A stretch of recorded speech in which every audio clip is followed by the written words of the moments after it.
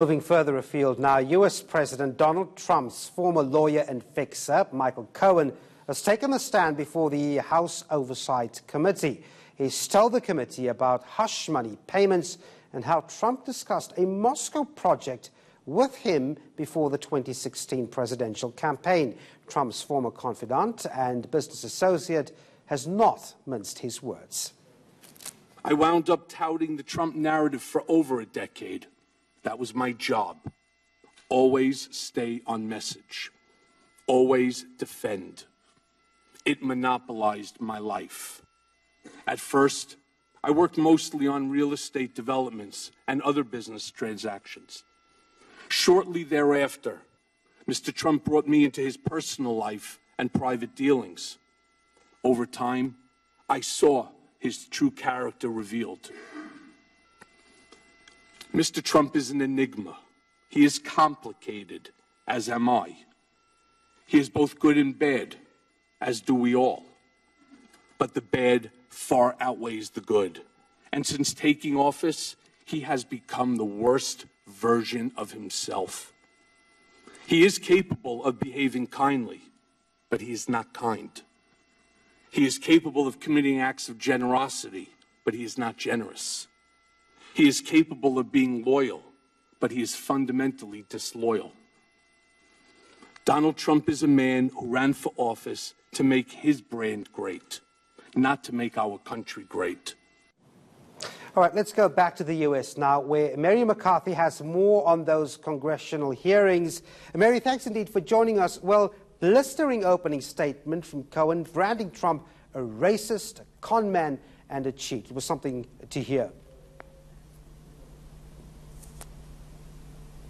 Absolutely extraordinary. I must say that more than perhaps any moment in the Trump presidency, and there's been a lot of headline-grabbing days, as you know, I've had people say, oh my goodness, I am glued to the television watching the Cohen testimony. And I think it's because, as you said, he wasn't just Trump's lawyer, he was his personal fixer, somebody who worked closely day to day with Mr. Trump for so long and is able to provide these insider insights into who this person is who's now serving in the White House, both in the pre-published opening statement and then in what we're hearing today. Extraordinary elements, some of them fleshing out what we really knew before, things about the business between the Trump organization and Russia, and the fact that a Moscow project, was ongoing throughout the campaign, something that Trump early on had denied.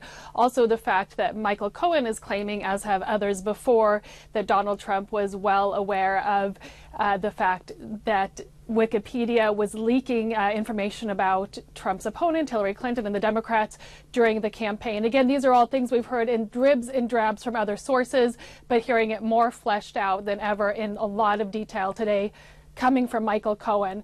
What the Republicans, of course, who are saying, some of whom are questioning him, is we simply can't believe Michael Cohen. He's a known liar. He's going to jail for having lied to Congress. So why are any of us even listening to this man anyway? And on that, Mary, Trump hitting back immediately, taking time out from his meeting with the North Korean leader. In his words, he says Cohen is lying in order to reduce his prison time.